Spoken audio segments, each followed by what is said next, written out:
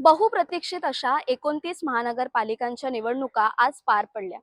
अखंड राज्यभरात या निवडणुका पार पडल्या, पण एक महत्त्वाचा मुद्दा यामध्ये होता, तो म्हणजे पारंपरिक शाईऐवजी मार्कर पेनचा वापर करण्यात आला. अनेकांनी या विरुद्ध आवाज उठवला. अगदी विरोधी पक्षांपासून ते सत्ताधाऱ्यांपर्यंत सर्वांना ही गोष्ट खटकली. पण निवडणूक आयुक्त दिनेश वाघमारे यांनी याच्यावरती आता स्पष्टीकरण दिले.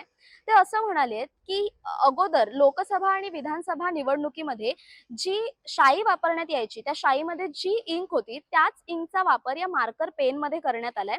आणि हा फक्त एवढाच फरक आहे की शाईच्या ऐवजी मार्कर वापरण्यात आलाय. त्यामुळे दुबार मतदान होण्याचा कोणताही चान्स इथे नाहीये. आणि जर असा प्रकार घडलाच तर निवडणूक अधिकारी हे मतदान केंद्रामध्ये उपस्थित असतात. त्यामुळे असा कोणताही प्रकार घडला तर त्वरित आपण त्यांच्याकडे तक्रार करू शकतो.